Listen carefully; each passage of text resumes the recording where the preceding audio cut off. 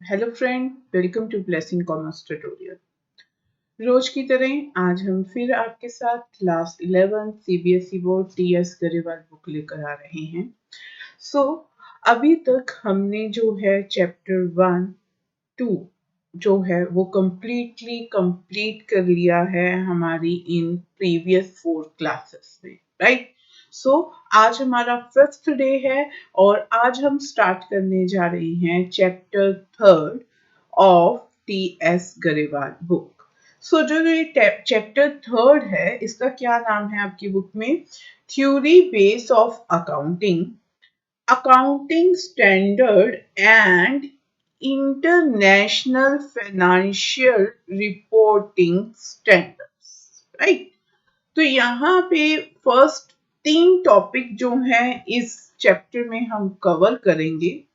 देखिए first topic क्या है यहाँ पे? Theory base of accounting. This is the first chapter, first part. Accounting standards, ये आपके पास सेकंड पार्ट हो जाएगा। And international financial reporting standard, international financial reporting standard, तो शॉर्ट फॉर्म में इसको हम IFRS भी बोलते हैं। Very important for 1 mark. अगर ये वीडियो हमारा नेट की प्रिपरेशन जो कर रहे हैं वो देख रहे हैं, या फिर हमारे पास जो बीकॉम के स्टूडेंट हैं उनके लिए भी, इस केस में क्या होता है कि आपके पास ये IFRS ये ऑलवेज एक कॉम्पिटिटिव एग्जाम में जो है ये आपसे फुल फॉर्म पूछी जाती है कि IFRS की फुल फॉर्म क्या है, ठीक है। तो IFRS की फुल फॉर्म जो आपके पास है वो इंटरनेशनल फाइनेंशियल रिपोर्टिंग स्टैंडर्ड है। आज का जो टॉपिक है this is the most important topic, क्योंकि आज के इस वीडियो में हम शेयर आपके साथ करेंगे अकाउंटिंग प्रिंसिपल्स। अकाउंटिंग प्रिंसिपल ये किस में आ जाएगा? ये फर्स्ट पार्ट में आ जाएगा, theory base of accounting. Accounting का बेस क्या है, किसके बेसिस पे जो अकाउंटिंग है वो चलती है।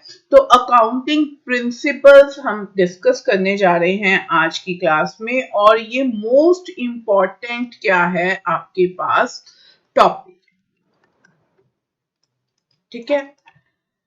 Accounting concepts and accounting conventions, in 2 parts में हम अकाउंटिंग प्रिंसिपल्स को डिवाइड करते हैं, कॉन्सेप्ट एंड कन्वेंशन। कॉन्सेप्ट को हम फर्दर कैटेगराइज करेंगे और जितने भी आपके पास कॉन्सेप्ट आते जाएंगे उनका बहुत ज्यादा क्या रहता है, रेलेवेंट रहता है in accounting, and those are really very important from examination point of view too, right. तो एग्जामिनेशंस में कोई ना कोई प्रिंसिपल आपसे जरूर पूछा जाएगा, 110%। ये बहुत ही इंपॉर्टेंट आपका क्या है टॉपिक है, ठीक है। तो इस टॉपिक को हमें बहुत ही अच्छे तरीके से करना है कि कौन कौन से कॉन्सेप्ट और कौन कौन सी हमारे पास क्या होती हैं, कन्वेंशंस होती हैं, ठीक है। तो आपने क्या करना है कि पहले ये क्वेश्चन अराइज होता है कि कॉन्सेप्ट और कन्वेंशन क्या मतलब, क्या है इसका, कॉन्सेप्ट्स का क्या मतलब है और कन्वेंशंस का क्या मतलब हम लेंगे, ठीक है। तो concepts, basic rules, basics rules, और you can say fundamentals rules of accounting. Concept means basic rule जिनके ऊपर आपकी पूरी अकाउंटिंग जो है वो चलती है, उन्हें हम बोलते हैं अकाउंटिंग कॉन्सेप्ट्स। कन्वेंशंस, कन्वेंशंस क्या होती हैं? अजम्पशंस। अजम्पशंस मतलब आपके पास there is a scope of flexibility, right, कि हम ये अज्यूम करके चलते हैं कि अकाउंटिंग इसी तरह से ही रहती है या इसमें ये पार्ट रहते हैं, उनको कन्वेंशंस बोलते हैं। तो concept, fundamental rule, basic concept, basic rules जो होते हैं उन्हें कॉन्सेप्ट्स बोलेंगे. Conventions, assumption of the accounting कि we are assuming these things are going to be happened in accounting, right? तो चलिए नेक्स्ट देखते हैं क्या करना है हमने. Necessity of accounting principles. जो ये कॉन्सेप्ट और कन्वेंशंस बनकर आई हैं, जो आपके पास ये कॉन्सेप्ट और कन्वेंशंस बनकर आई हैं, इनकी नीड क्या है, इंपॉर्टेंस क्या है, ठीक है. नीड, इंपॉर्टेंस क्या है, ये क्यों बनाए गए हैं accounting concept and conventions. Okay, तो इस बात को समझने के लिए आप क्या करिए कि आप अपना स्कूल की एग्जांपल ले सकते हैं. आप अभी तो कोविड पीरियड है, लेकिन बिफोर कोविड पीरियड हमारे स्कूल्स का एक टाइम होता था 8 AM टू 2 PM, ठीक है. कईयों का 7 AM से भी स्टार्ट हो जाता था, 3 PM, like different school different kind की टाइमिंग. अब जो ये टाइमिंग है इसको फर्दर पीरियड्स में डिवाइड किया जाता था. पीरियड 1, पीरियड 2, 3, 4, और फर्स्ट पीरियड मैथ्स का होना है, सेकंड साइंस का होएगा. फिर उसकी आप ड्यूरेशन भी पता करते थे. ड्यूरेशन भी टीचर आपको बताता था कि first period 8 to 8:45, like such. It means सब कुछ प्री रिटन, प्री डिटर्मिन्ड आपके स्कूल्स में रहता था. Done. Are you agree with me कि आपको एक बुकलेट मिल जाती थी स्टार्टिंग में, और उसमें आपकी टाइमिंग, पीरियड कौन से होंगे, कौन से कितनी ड्यूरेशन के होंगे, and you have to follow that thing. आप उसको वेरी नहीं कर सकते. नहीं जी 8 बजे स्कूल लगता है, मैं तो लेट उठता हूँ, मैं तो 10 बजे स्कूल जाऊंगा. No, not like such. 8 o'clock is the school time, so you have to reach school at 8 AM, right? So these are the fundamental rules of any kind of school, right? So ये basic rules थे जो already pre-written थे, pre-determined थे, और सारे उसको follow भी करते हैं. Then अगर let's suppose ये rules ना होते, ये कुछ भी ऐसे डिटर्मिन ना होता कि स्कूल कितने बजे लग रहा है, कौन कौन से लेक्चर होंगे, लेक्चर की क्या टाइमिंग होगी, तो कोई 10 बजे स्कूल जा रहा है, कोई 11 बजे जा रहा है, कोई 12 बजे जा रहा है, या कोई स्कूल जाता ही नहीं है. वहां जाके कौन सा लेक्चर कब लगाना है, कौन सा शेड्यूलिंग क्या है, आपको कुछ भी नहीं पता चलता. तो इनकंसिस्टेंसी, सारा कुछ क्या हो जाता, इनकंसिस्टेंस हो जाता. कुछ भी आपके पास रिकॉर्डिंग नहीं हो सकती थी. कोई भी चीज के लिए आप क्या नहीं अकाउंटेबल नहीं हो सकते थे कि ये चीज ऐसे क्यों हुई, ऐसे क्यों नहीं हुई. डन. तो ये सारा मैं आपको क्यों बता रही हूं, बिकॉज आज हमने करने हैं अकाउंटिंग कॉन्सेप्ट्स एंड कन्वेंशंस. तो अकाउंटिंग के केस में भी यही सेम बात रहती है कि अकाउंटिंग कॉन्सेप्ट्स जो हमारे पास हैं, अकाउंटिंग कॉन्सेप्ट्स एंड कन्वेंशंस जो हमारे पास हैं, ये हमें क्या प्रोवाइड करती हैं, बेसिक्स रूल्स प्रोवाइड करती हैं. लाइक योर स्कूल टाइमिंग, कि स्कूल इतने बजे लगेगा. तो यहाँ पे अकाउंटिंग आपको बेसिक रूल्स बताती है कि आपने अकाउंटिंग में जब अकाउंट्स मेंटेन करने हैं तो कौन से रूल्स फॉलो करने हैं, किस बेसिस पे आपने अकाउंटिंग को रन करना है. ये सारा कुछ ही आपको कौन बताता है, अकाउंटिंग कॉन्सेप्ट एंड कन्वेंशंस. ठीक है. तो यहाँ पे हमने बोला था necessity of accounting principles, need of accounting principle, importance of accounting principle क्या है. सॉरी, अकाउंटिंग प्रिंसिपल की नीड क्या है कि to bring the consistency in the accounting, और आप बोल सकते हैं यूनिफॉर्मिटी लेकर आता है अकाउंटिंग में. कॉन्सेप्ट्स जो होते हैं अंडरस्टैंडिंग को इंक्रीज करता है, और जैसे हमने पीछे अपने यूजर्स की बात करी थी, तो गवर्नमेंट है ना, बैंक्स, वो सारे अकाउंटिंग को as a legal proof use कर सकते थे। तो लीगल प्रूफ किस लिए होता है? क्योंकि हमारे यहाँ गवर्नमेंट ने कुछ रूल्स बना रखे हैं कि जो भी लोग अपने क्या कर रहे हैं, अकाउंटिंग मेंटेन करेंगे, तो they have to follow certain rules, right? So वो रूल्स आप फॉलो करके अकाउंटिंग की बुक्स बनाएंगे और उन्हीं बुक्स के बेसिस पे आपका वो जो अकाउंटिंग है एज अ लीगल प्रूफ जो है वो प्रूफ होगा, राइट? तो ये तो हमारी थी necessity of accounting principles. Done. अब देखिए, हाँ जी, फर्स्ट ऑफ ऑल इस क्वेश्चन को वेरी वेरी इंपॉर्टेंट मार्क कर लीजिए।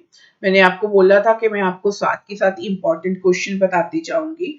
तो यहाँ पे फंडामेंटल अकाउंटिंग कॉन्सेप्ट्स, ये स्पेशली क्वेश्चन आ जाता है, how many fundamental accounting concepts are there, या ऐसा आता है, या explain the fundamental accounting concept, या explain any one fundamental accounting concept.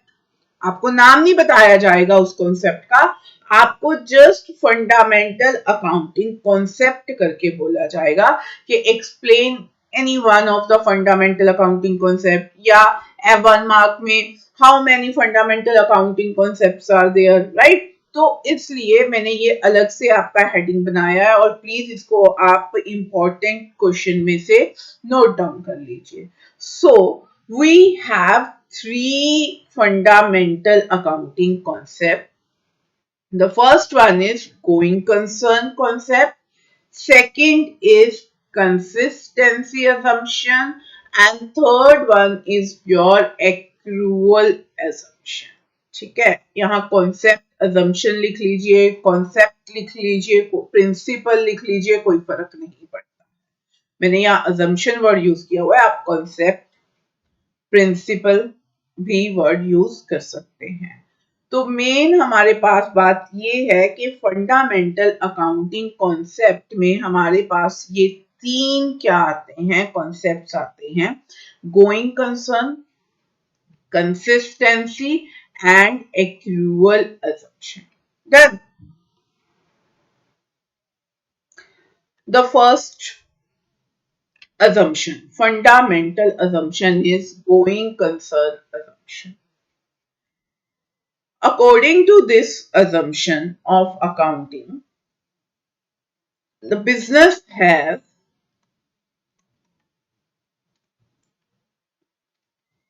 indefinite life, right? तो गोइंग कंसर्न assumption हमें क्या बताती है कि जो हमारा बिजनेस है उसकी जो लाइफ है वो इनडेफिनिट है, इनफिनाइट आप वर्ड बोल सकते हो, एंडलेस आप बोल सकते हो, ठीक है? तो उसकी कोई भी आप क्या नहीं कर सकते हो, मेजरमेंट नहीं कर सकते हो as per going concern assumption, और in other words you can say business never dies. क्या बात कर सकते हो आप इसके बारे में? गोइंग कंसर्न assumption क्या बोलती है कि बिजनेस नेवर डाइज,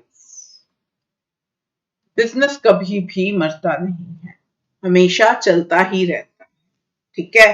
तो ये इमोर्टल है, ये going on concept, like going concern, going on going on going on, never stop, कभी भी रुकता नहीं है, बिजनेस हमेशा चलता जाता है, चलता जाता है, चलता जाता है। हाउ?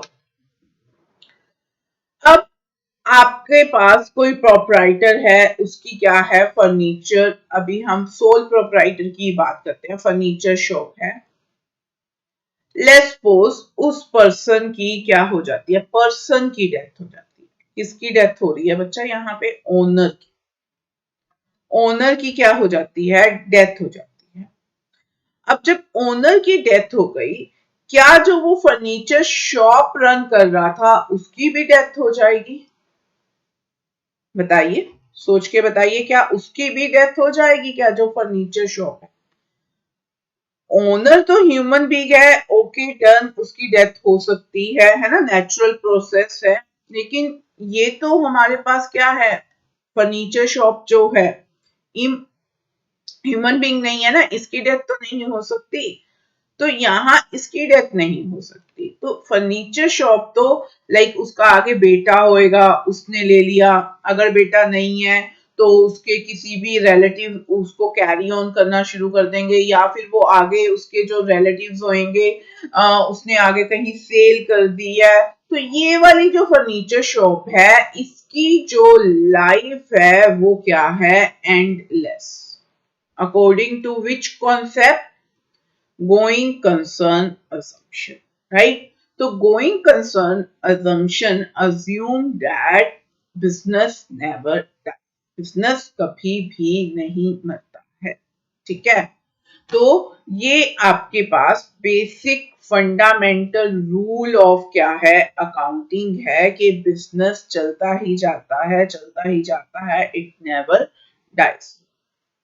सो जो ये गोइंग कंसर्न अजम्पशन है, आप आगे जाके जब अकाउंटिंग को सीखेंगे तो आपको समझ में आएगा कि अकाउंटिंग में जो आप एसेट्स रिकॉर्ड करते हैं,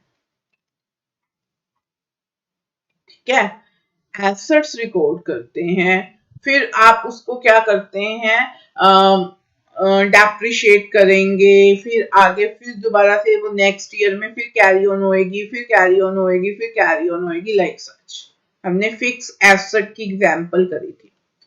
फिक्स एसेट क्या होती है, whose life is more than 1 year, है ना? तो अगर एसेट किस में यूज होती हैं जी, बिजनेस में यूज होती हैं। तो अभी तो हम बोल रहे हैं कि बिजनेस जो है वो एंडलेस है, वो कंटिन्यू क्या होता रहेगा, रन होता रहेगा। और जो एसेट्स भी हैं वो भी जो मोर देन 1 ईयर है, हमने उनको फिक्स एसेट का क्या दे दिया है, नाम दे दिया है, ठीक है?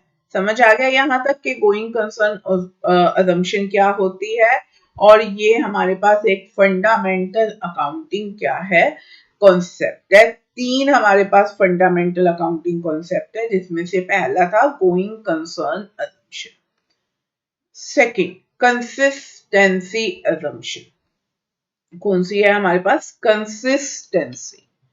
अगर आप कंसिस्टेंसी का डिक्शनरी मीनिंग देखते हैं तो कंसिस्टेंट का मतलब क्या होता है, कि सिमिलर वे में, ठीक है? कंसिस्टेंट, कंसिस्टेंट मतलब जैसे अभी हमने स्कूल की टाइमिंग ली थी, तो 8 AM is the opening time of the school. तो ये कंसिस्टेंसी है स्कूल की, कि वो अपना time throughout the year कितना ही रखता है, 8 AM। Exceptions are always there. तो एक्सेप्शन कभी जब विंटर आ जाती है, पीछे डीसी के ऑर्डर्स आ जाते हैं, तब स्कूल की टाइमिंग चेंज हो जाती है, या कुछ अनअवॉइडेबल रीजंस के कारण स्कूल की टाइमिंग जो है वो आगे पीछे होती है। लेकिन 99% जो रहता है वो टाइम 8 AM ही रहता है, consistency. In the similar way, in accounting आपके पास जितने भी अकाउंटिंग के आप वेरियस काइंड के आप आगे जाके मेथड्स रीड आउट करते हैं, ठीक है? लाइक डेप्रिसिएशन, हमने एक वर्ड किया था डेप्रिसिएशन। डेप्रिसिएशन क्या होता था, wear and tear of a fix asset is known as depreciation, ठीक है? तो डेप्रिसिएशन जो है वो फिक्स एसेट की जो वैल्यू है वो यूजर्स के साथ डाउन होती जाती है, that term is known as depreciation. In accounting there are so many method of depreciation, ठीक है? आपका एक चैप्टर भी आएगा डेप्रिसिएशन, जिसमें आप डिफरेंट काइंड के क्या पढ़ेंगे, मेथड्स रीड आउट करेंगे डेप्रिसिएशन के। लाइक एक मेथड का नाम है स्ट्रेट वैल्यू, एक का नाम है रिटर्न डाउन वैल्यू मेथड, ठीक है? इसी तरह के वेरियस काइंड के आपके पास मेथड होंगे डेप्रिसिएशन के। ऐसे एक इन्वेंट्री होती है आपके पास, जो स्टॉक होता है उसकी वैल्यूएशन के डिफरेंट मेथड्स होते हैं। तो कंसिस्टेंसी कंसिस्टेंसी अजम्पशन कहती है कि आपकी बुक्स अगर एक मेथड ऑप्ट कर लेते हैं, लाइक आपकी बुक्स ने स्ट्रेट वैल्यू मेथड अगर ऑप्ट करा है डेप्रिसिएशन का, तो throughout the life of the business you are assumed to follow straight value method of depreciation. Done. तो आपने अगर एक बार स्ट्रेट वैल्यू मेथड डेप्रिसिएशन का लगा दिया है तो throughout the life of the business you are required, आपको कौन सा मेथड ही ऑप्ट करना पड़ेगा, स्ट्रेट वैल्यू मेथड ही ऑप्ट करना पड़ेगा। Again exceptions are always there. In case कुछ ऐसा अनअवॉइडेबल रीजंस हो जाते हैं कि आपको ये चेंज करना पड़ता है, पहले तो आप चेंज नहीं करोगे। 8 AM आपके स्कूल का टाइम है तो ये 8 AM ही रहता है ना। विंटर में जब डीसी के ऑर्डर आते हैं, फॉग बहुत ज्यादा हो जाती है तो वो चेंज करता है, अदरवाइज तो वो 8 AM ही रहता है। तो अगर आप स्ट्रेट वैल्यू मेथड लगा रहे हो तो आप स्ट्रेट वैल्यू मेथड ही लगाओगे। इन केस कुछ प्रॉब्लम आ जाती है और आपको चेंज करना पड़ता है तो आप वहां नोट दे के, स्पेशल नोट, ऐसे हमारे पास एक वे आउट होता है कि नोट दे दीजिए और आप उसमें बताकर आएंगे कि हाँ हमने ये जो है चेंज किया है मेथड, तो उस केस में आप चेंज कर सकते हैं, बट स्टिल उसके लिए भी बहुत फॉर्मेलिटीज होती हैं। तो ये कौन सी assumption आपको बोलता है, कंसिस्टेंस। तो you should be consistent with your all kind of method in accounting. Now the third, accrual assumption, very important, very important assumption in accounting, accrual assumption, or it is also known as revenue recognition concept. अब ध्यान से सुनिए, ये बहुत ही important हमारे पास क्या है, concept है, रेवेन्यू रिकॉग्निशन कॉन्सेप्ट, और you are saying it accrual assumption। ठीक है, अकाउंटिंग क्या कहती है कि रेवेन्यू रिकॉग्निशन, इस नाम से आपको ज्यादा पता चलेगा कि इस कॉन्सेप्ट के अकॉर्डिंग हमें ये पता चलता है कि इन अकाउंटिंग हमें किसी भी चीज को रेवेन्यू कब अज्यूम करना चाहिए। हम एग्जाम्पल लेते हैं सेल्स की।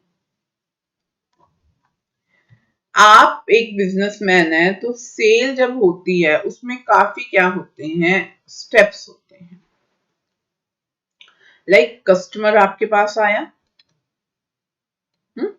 आपके साथ कन्वर्सेशन हुई कस्टमर की, और फिर सेटलमेंट हो गई कि इस प्राइस पे वो लेगा, सेटलमेंट रिगार्डिंग द प्राइस। फिर उसने क्या किया, और चीज भी पसंद कर ली, प्राइस भी डिटरमिन कर लिया, और फिर क्या बोल दिया, ओके ठीक है, I am ready to take this product. अब ये बात हो गई agreement. Okay is means agreement, agreement between customer and seller। इन दोनों में एक एग्रीमेंट हो गया कि इस प्राइस पे मैं ये चीज लेने को तैयार हूं, और सेलर भी रेडी हो गया कि मैं ये चीज देने को आपको ready. Done. Now next step क्या होगा, अब कस्टमर को क्या पेमेंट करनी पड़ेगी, कैश पेमेंट करनी पड़ेगी, और द अदर थिंग कि सेल जो है वो क्रेडिट बेसिस पे होगी। दो चीजें हो सकती हैं, अगर तो कस्टमर के पास एनफ मनी है तो वो कैश बेसिस पे उससे प्रोडक्ट जो है वो बाय कर लेगा। अगर उसके पास इनफ मनी नहीं है तो वो क्रेडिट ऑफर कर देगा कि I will pay you later, right. तो मैं आपको आने वाले टाइम में पे कर दूंगा, अभी मेरे पास पैसा नहीं है। तो हम एक्रूअल असम्पशन कर रहे हैं, रेवेन्यू रिकॉग्निशन कॉन्सेप्ट कर रहे हैं। तो ये वेरियस हमने स्टेजेस बताई हैं आपको कि कौन कौन सी स्टेजेस होती हैं जहां पे आपकी सेल अकर होती है।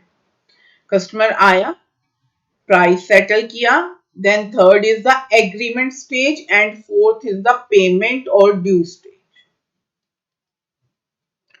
अब इसमें किस स्टेज पे अकाउंटिंग अपनी क्या मानेगी कि हमारी रेवेन्यू रिकॉग्निशन हो गई है, रेवेन्यू जनरेट हो गई है, सेल एक्चुअल में जनरेट हो गई है। अब मोस्ट ऑफ द स्टूडेंट जब हम ये क्वेश्चन पूछते हैं तो वो बताते हैं कि मैम फोर्थ पार्ट पे जब उस पर्सन ने कैश पे किया या फिर उसने क्रेडिट के लिए बोल दिया कि okay I will pay you later, उस स्टेज पे हमारी क्या बन जाती है, सेल बन जाती है, हम रेवेन्यू रिकॉग्नाइज कर लेते हैं। But the answer is wrong. इस स्टेज पे अकाउंटिंग रिकॉग्नाइज नहीं करती, अकाउंटिंग रिकॉग्नाइज करती है ऑन थर्ड स्टेज, जब एग्रीमेंट हो गया बिटवीन कस्टमर एंड सेलर के हम आपके साथ एग्रीमेंट करते हैं, I am ready to pay the price and the seller is ready to sell his good. ठीक है, जब दोनों में एग्रीमेंट हो जाता है तब आपके पास जो है अकाउंटिंग में सेल अकर हो जाती है। एक्रूअल, एक्रूअल का मतलब होता है ड्यू। ठीक है, ड्यू बेसिस पे हम क्या करते हैं, अपनी रेवेन्यू को रिकॉग्नाइज करते हैं। अब एक और एग्जांपल लेते हैं अच्छी तरीके से। दो चीजें होती हैं बच्चा आपके पास, एक होती है इनकम और एक होते हैं एक्सपेंसेस।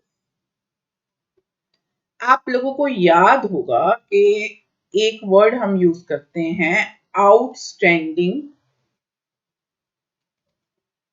एक्सपेंसेस, प्रीपेड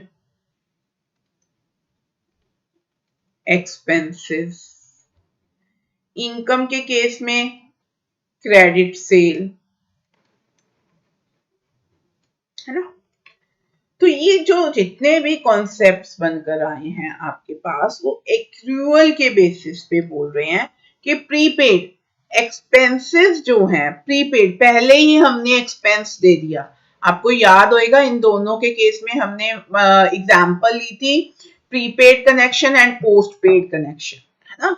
उस केस में अभी प्रीपेड के केसेस में तो आपने सर्विसेज भी नहीं ली थी और पहले ही मोबाइल का बिल दे दिया था। आउटस्टैंडिंग के केसेस में क्या था कि आपने सर्विसेज ले ली थी बट स्टिल आपने अभी पेमेंट नहीं करी थी, बट स्टिल ये अकाउंटिंग में रिकॉर्ड होता है due to which concept, accrual assumption concept. ठीक है, ऐसे ही क्रेडिट सेल में उस पर्सन ने हमें क्या नहीं दिया है, कैश पेमेंट नहीं किया है, बट वो हमारा क्या बन जाता है, डेटर बन जाता है। तो वो भी किसके कारण बनता है, एक्रूअल असम्पशन के कारण। वो आपको समझ आ गया होगा, अगर समझ आ गया तो प्लीज टाइप करके बता दीजिए कि यहाँ तक का लेक्चर आपको समझ आया या नहीं। एक्चुअल में जो आप लोग कमेंट्स करते हैं उसी से ही हमारा मोरल जो है वो बूस्टअप होता है और मुझे रोज ऐसा लगता है कि नहीं मेरे को जाके अपने स्टूडेंट्स को टीच करना है, लेकिन जब आप लोग कमेंट्स नहीं करते हैं तो मेरे को पता ही नहीं चलता है कि आप लोगों को समझ में भी आ रहा है या नहीं आ रहा है। तो प्लीज जैसे आप प्लीज कमेंट करके मेरे को जरूर बताया करिए कि आपको लेक्चर कैसा लग रहा है, क्या अभी तक का कॉन्सेप्ट जो है वो समझ में आ भी रहा है या नहीं। ये मेरे लिए एक बहुत ही पॉजिटिव बात हो जाएगी कि ठीक है मुझे समझ में आएगा कि आप लोगों को समझ में आ रहा है या नहीं। यही मोटिव है मेरा लाइव स्ट्रीमिंग में आने का, सो दैट मैं अपने स्टूडेंट्स को समझ सकूं, क्या उनको हमारे कॉन्सेप्ट जो है वो समझ में आ रहे हैं या नहीं आ रहे हैं। तो देखिए आज हमने क्या किया था, ये 3 फंडामेंटल हमने कॉन्सेप्ट्स करे हैं, कंसिस्टेंसी, गोइंग कंसर्न और एक्रूअल अजम्पशन। ठीक है, ये 3 हमने फंडामेंटल अजम्पशन किए हैं और वेरी इंपॉर्टेंट ये आपके पास क्वेश्चन है। मैं डे 1 पे ही इंपॉर्टेंट क्वेश्चन बताना शुरू कर देती हूँ। द रीजन बीइंग आप अपनी तैयारी फर्स्ट डे से ही करना शुरू कर दीजिए। ठीक है, तो ये 3 अजम्पशन थी, फंडामेंटल, गोइंग कंसर्न, कंसिस्टेंसी और एक्रूअल अजम्पशन। ठीक है, अब नेक्स्ट हम शुरू करते हैं नेक्स्ट कॉन्सेप्ट। वो क्या है, अकाउंटिंग एंटिटी कॉन्सेप्ट। मैंने आपको बोला है आप कॉन्सेप्ट, प्रिंसिपल, अजम्पशन जो मर्जी वर्ड यूज कर लीजिए, नो इश्यू एट ऑल। और इसको एक और भी क्या बोलते हैं, बिजनेस एंटिटी कॉन्सेप्ट। ठीक है, क्या बोलते हैं, accounting entity concept, business entity concept. तो एज पर दिस कॉन्सेप्ट, एक आपके पास ओनर रहता है और एक उसका क्या होता है, बिजनेस होता है। ये सबसे मुश्किल और कंफ्यूजिंग कॉन्सेप्ट लगता है बच्चों को, क्योंकि ये आपको टेक्निकली इसको समझना है। देखिए ओनर है और ये बिजनेस है। ये कौन है, हमारे पास मिस्टर राम है और ये उसका मैसेज राम एंड कंपनी है। मतलब उसका एक फर्नीचर का क्या है, बिजनेस है। ठीक है, तो मिस्टर राम और ये उसका क्या है, बिजनेस है। ये दो हमारे पास अलग एंटिटी मानी जाएंगी। राम ने ही सब कुछ करना है अपने बिजनेस के लिए, I agree, but according to business entity concept, owner is entirely different from its business. Owner की एक अपनी लीगल एंटिटी है और बिजनेस की अपनी सेपरेट लीगल एंटिटी है। इन दोनों के बिटवीन भी ट्रांजैक्शंस होती हैं अकाउंटिंग में। आपने ये नहीं बोलना जैसे ओनर ने कैश प्रोवाइड किया, किसको, बिजनेस को स्टार्ट करने के लिए, तो ये इसके लिए कैपिटल बन जाएगा बिजनेस के लिए और कैश आएगा बिजनेस के अंदर। बिजनेस में क्या आएगा, कैश आएगा। और जो ये कैश इसने ओनर ने बिजनेस को दिया है, ये इसको वापस करना है कमिंग टाइम में। ठीक है, कमिंग टाइम में इसको क्या करना है, वापस भी करना है, बिजनेस ने ओनर को वापस करना है। इसी तरह से अगर ओनर कोई भी क्या लेता है, चीज लेता है आपके पास, अगर ओनर क्या करता है, बिजनेस से कुछ लेता है, ठीक है, बिजनेस से कहां पे आया, ओनर के पास आया, तो उस केस में भी यहां पे एक वर्ड यूज होता है, ड्रॉइंग्स। अगर आपने कुछ बिजनेस से, ओनर ने कुछ बिजनेस से पर्सनल यूज के लिए अगर कुछ लेगा तो ड्राइंग्स होंगी और owner is liable to return it back to the business. ठीक है, हमेशा ये बात अपने माइंड में आप बिठा लीजिए कि ओनर और business both are different entity. ये दोनों सेम नहीं होते हैं, ये दोनों ही डिफरेंट होते हैं। According to which concept? Accounting entity concept, or you can say business entity principle. The simple thing is this, right? As per accounting entity concept, business is different from owner, or you can say owner and business both has different entity. ठीक है, identity, दोनों की ही different क्या है, identity. अब आपके पास कौन कौन से कॉन्सेप्ट जो हैं वो इससे बनकर आए हैं, एक कैपिटल का कॉन्सेप्ट और एक ड्राइंग्स का कॉन्सेप्ट। ये जो दो कॉन्सेप्ट बन के आए हैं हमारी अकाउंटिंग में, वो कहाँ से आए हैं? Due to accounting entity concept और बिजनेस एंटिटी कॉन्सेप्ट। ये मैंने आपको क्यों इंट्रोड्यूस करवा रही हूँ, क्योंकि पीछे जब आप ये वाला चैप्टर करेंगे तो जो बैक एक्सरसाइज है उसमें आपके पास डिफरेंट सिचुएशन दी जाएंगी और पूछा जाएगा ये सिचुएशन किस प्रिंसिपल के अकॉर्डिंग है। तो कैपिटल की अगर सिचुएशन पूछी जाएगी तो which principle is going to be applied on the capital, तो आप आंसर इजीली दे सकेंगे कि बिजनेस एंटिटी या अकाउंटिंग एंटिटी कॉन्सेप्ट जो है वो यहां अप्लाई होता है। Done. Move to the next, money measurement concept. Money measurement concept very important. Again मैं आपको ये बता देती हूँ कि जितने भी कॉन्सेप्ट और कन्वेंशन है all are very important, all are very important.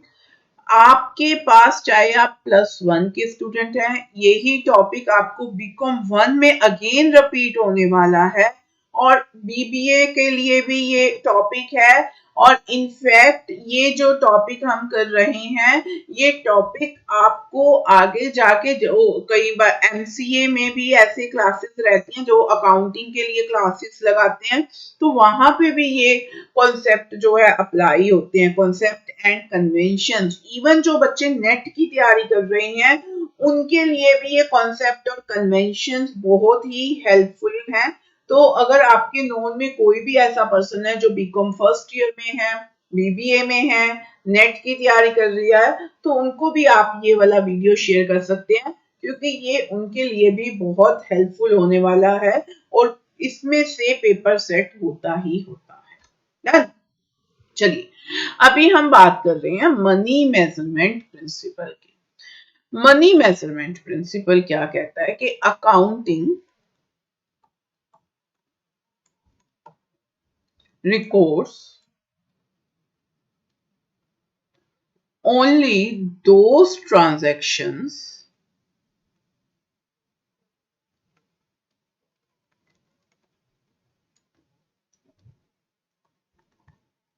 which can be measured in monetary form। Done. Accounting सिर्फ उन्हीं ट्रांजैक्शन को एंटरटेन करती है जो मॉनेटरी टर्म में होती है। अगर कोई ट्रांजैक्शन नॉन मॉनेटरी फॉर्म में है तो अकाउंटिंग में उसकी कोई भी जगह नहीं है मनी मेजरमेंट कॉन्सेप्ट के अकॉर्डिंग। अब आप कहेंगे ऐसी कौन सी ट्रांजैक्शन है जो हम रिकॉर्ड नहीं करते हैं, है ना? तो देखिए ऑनेस्टी। कोई भी ऑर्गेनाइजेशन को चलाने के लिए ऑनेस्ट, लॉयल, डेडिकेटिव ऐसे इंप्लाइज होने मस्ट है ना? आपने कोई ऑर्गेनाइजेशन रन करनी है, कोई बिजनेस रन करना है, एम्प्लॉइज आप रखेंगे तो आप कहेंगे नहीं जी मेरा जो एम्प्लॉय है वो ऑनेस्ट होना चाहिए, he should be loyal, he should be dedicative to the words of business. तो ये चीजें बहुत वैल्यू रखती हैं। बट जब हम अकाउंटिंग की बात करते हैं तो these things has no room in accounting. Accounting में इनकी कोई भी जगह नहीं है। क्या आप सैलरी इस बेसिस पे डिटरमिन करते हैं कि पर्सन ऑनेस्ट है तो उसकी सैलरी ये होगी, लॉयल है तो ये होगी, डेडिकेटिव है तो इतनी होगी? No, nothing. हम ग्रेडिंग के अकॉर्डिंग उनकी सैलरी फिक्स करते हैं कि ठीक है इस लेवल की आपकी एजुकेशन है या इतना एक्सपीरियंस है, तो हम उनकी सैलरी उस बेसिस पे फिक्स करते हैं और अकाउंटिंग में सैलरी एज एन एक्सपेंस हम ट्रीट करते हैं। That's it. हम टैग नहीं अलॉट कर सकते कि Ram is honest, Shyam is dishonest. ये अकाउंटिंग की किसी भी बुक में नोट डाउन नहीं होता है। आपके पास जो नॉन मॉनेटरी एट्रीब्यूट्स हैं, ऑनेस्टी, लॉयल्टी, डेडिकेटिव, राइट, तो these things have no place in accounting. Accounting only entertain monetary transaction. Building है, फर्नीचर है, कंप्यूटर है, इवन प्रीपेड एक्सपेंसेस, उसमें भी मनी इन्वॉल्व है। एक्सपेंसेस जो आपने पहले ही दे दिए हैं, आउटस्टैंडिंग एक्सपेंसेस, आज मनी नहीं दिया, आने वाले टाइम में आप देंगे, ठीक है। तो आप लोग जब भी सोचते हैं अकाउंटिंग के बारे में, तो उसके बीच में आप मॉनेटरी टर्म जरूर सोचा करिए कि मॉनेटरी वे में उसमें क्या क्या वैल्यू है या नहीं है। अगर उस पर्टिकुलर चीज में मॉनेटरी नहीं आता है तो वो अकाउंटिंग में हम एंटरटेन नहीं करते हैं, है ना। चलिए next, accounting period principle. Accounting period principle क्या कहता है आपके पास कि अभी हमने एक फंडामेंटल अपना किया था, that one is going concern concept. Going concern concept कहता था ये क्या है, life of business, this is the life of business in definite, ठीक है, एंडलेस। तो अगर एंडलेस बिजनेस की लाइफ है तो क्या उसको अपनी जो क्या पता करनी है, इनकम पता करनी है। मैंने आपको पीछे सारे में यही बात बोली है कि main motive is to ascertain the net profit of the concern. Accounting the main motive is to ascertain the net profit of the concern और द लॉस और the amount of assets and liabilities, ठीक है, financial position कितनी है, ये हमारा main motive होता है। तो अगर हमारी अकाउंटिंग की अगर जो लाइफ है वो एंडलेस है, तो हम नेट प्रॉफिट कब का पता करें, हमें तो पता ही नहीं है। इसकी तो जो लाइफ है वही एंडलेस है, तो हम कौन से पीरियड का जो अकाउंटिंग है वो पता करें, हमें प्रॉफिट किसका पता करना है, ठीक है। इसका आंसर देने के लिए हमारे पास कौन बैठा है, accounting period concept. As per accounting period concept, the whole life of the business, which is indefinite, we don't know the duration of the business, right? We cannot define the duration of the business, but for determining the net profit, for determining the income of the business, हमने उस life को 1 year में divide कर, हम अपने जो records बनाते हैं, फाइनेंशियल स्टेटमेंट जो प्रिपेयर करते हैं, वो 1 साल के लिए प्रिपेयर करते हैं, ठीक है। जो नेट प्रॉफिट फाइंड आउट की जाती है, जो फाइनेंशियल पोजीशन, जो एसेट्स और लायबिलिटीज की पोजीशन फाइंड आउट की जाती है, वो किसके लिए की जाती है, फॉर 1 ईयर। एक्सपेंसेस जो डील करने हैं, जो हमने सेल रिकॉर्ड करनी है, जो हमने परचेज रिकॉर्ड करनी है, वो सारा कुछ हमने कितना करना है, 1 ईयर। कितने टाइम पीरियड के लिए करना है, 1 ईयर के लिए। As per which principle, as per accounting period principle, ठीक है। तो अकाउंटिंग पीरियड प्रिंसिपल क्या कहता है, the whole life of the concern, the whole life of the business is divided into different 1 year, and every 1 year is known as the accounting year, ठीक है। अब एक बात और हम आउट ऑफ द सिलेबस कर लेते हैं। आपके पास 2 टर्म की टर्म बोली जाती हैं, एक बोली जाती है फाइनेंशियल ईयर और एक बोला जाता है आपके पास कैलेंडर ईयर। फाइनेंशियल ईयर होता है आपके पास ऑलवेज 1 अप्रैल टू 31 मार्च, ठीक है। क्या होता है आपके पास 1 अप्रैल टू 31 मार्च। 1 अप्रैल जैसे अभी क्या चल रहा है आपका 221, तो 31 मार्च 22 ठीक है, डबल टू 22 था। This period is known as financial year. ठीक है, financial year accounting period concept एक साल में डिवाइड किया जाता है। एक साल में जो डिवाइड किया जाता है वो कैसे है, 1 अप्रैल टू 31 मार्च। कैलेंडर ईयर ये आप सबको ही पता है, कब स्टार्ट होता है, 1 जैन। कब शुरू होएगा अभी का 221, कब खत्म होएगा 31 दिसंबर 221। ठीक है, ये दो तरह के ईयर बोले जाते हैं, फाइनेंशियल ईयर और कैलेंडर ईयर। अकाउंटिंग में जो अकाउंटिंग बनाई जाती है वो यूजली किसके लिए बनाई जाती है, फाइनेंशियल ईयर। अब मैं एक और आपको रिपीट करवा देती हूँ। हमने एक फंडामेंटल किया था कंसिस्टेंसी, अब समझ में आएगा आपको। कंसिस्टेंसी, कंसिस्टेंसी ने बोला था कि आप एक ही चीज फॉलो करेंगे, है ना।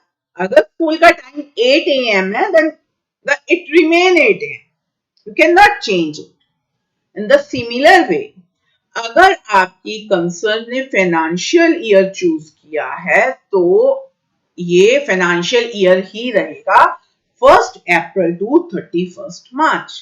अगर आपकी कंसर्न ने अकाउंटिंग कीपिंग के लिए कैलेंडर ईयर यूज किया है, 1 Jan to 31 December, it should remain 1 Jan to 31 December, just like the school timing 8 AM means 8 AM. So accounting में आपका कंसर्न अगर फाइनेंशियल ईयर ऑप्ट करता है तो फाइनेंशियल ईयर ही रखेंगे, कैलेंडर ईयर रखता है तो कैलेंडर ईयर ही रखेंगे। Most of the business financial year को ऑप्ट करते हैं। ठीक है, कैलेंडर ईयर को नहीं ऑप्ट किया जाता। जो हमारी फाइनेंशियल स्टेटमेंट्स बनती हैं यूजली वो फाइनेंशियल ईयर बेस पे बनती हैं। So as per consistency rule.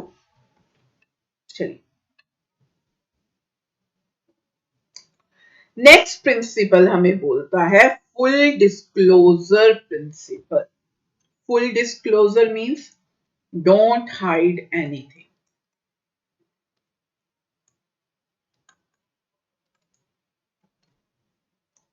from internal as well as external users। Full disclosure principle कहता है जो अकाउंटिंग आपने रखनी है, आपकी कंसर्न नई नहीं है। आपकी कंसर्न अगर न्यूली ओपन हुई है तो ऑब्वियस है आपके एक्सपेंसेस इनकम रेवेन्यू से ज्यादा होंगे और आप लॉस बियर कर रहे होंगे। लेकिन क्या आप चाहते हैं कि एक बाहर वाली दुनिया को, जो गवर्नमेंट है, बैंकर्स हैं, उन्हें पता चले कि आपकी कंसर्न लॉस बियर कर रही है? नहीं, आप नहीं ऐसा चाहते। आप चाहते हैं कि ऑलवेज हम उन्हें प्रॉफिट ही शो करना चाहते हैं, है ना। हम हमेशा उनको प्रॉफिट ही शो करना चाहते हैं, but this is a wrong practice, dishonest. So accounting हमें क्या सिखाती है, full disclosure. Whether you are earning profit और loss, you should disclose each and everything. आपको सब कुछ ही डिस्क्लोज करना है, चाहे आपकी फर्म लॉस बियर कर रही है या फिर वो बहुत अच्छे प्रॉफिट अर्न कर रही है। यू हैव टू डिस्क्लोज, आपको सब कुछ ही क्या करना है, डिस्क्लोज करना है as per full disclosure principle. Do not hide anything from internal as well as external users, right? But in actual practice ये कभी भी नहीं होता। हमेशा जो लाइक कंसर्न्स हैं, जितनी बड़ी बड़ी हमारे पास ऑर्गेनाइजेशंस हैं, नाम हमने इतनी बड़ी बड़ी कंपनीज का सुन रखा है, तो वो हमेशा मैनुपुलेट करती हैं अपनी अकाउंट्स के साथ। क्या करती हैं, मैनुपुलेट करते हैं। And manipulating is called window dressing, एक ये भी वर्ड यूज किया जाता है, window dressing of the accounts, ठीक है। तो वो विंडो ड्रेसिंग करती हैं अपनी अकाउंट्स का, तो वो हमें नहीं करना चाहिए। As per full disclosure principle कि you have to show as a business you have to disclose each and everything to the public. Done. So as per full disclosure principle, do not hide anything from the public. ठीक है, real picture, you should depict the real picture of the business.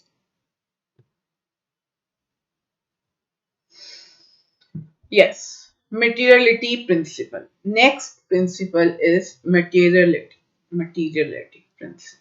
अब ये क्या बोलता है material?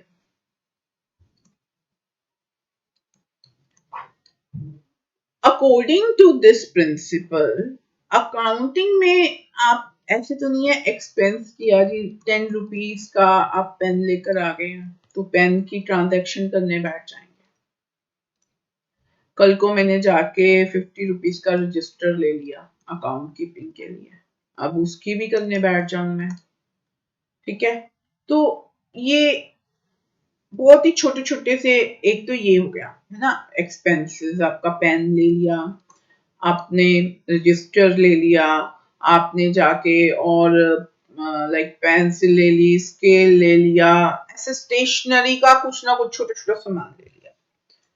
तो instead of recording pen transaction, register transaction, scale transaction, तो materiality concept कहती है कि इग्नोर दीज मिनी एक्सपेंसेस, ठीक है। तो ये जो छोटे छोटे से एक्सपेंसेस होते हैं, स्मॉल एक्सपेंसेस होते हैं, ignore them, give them a head like stationery.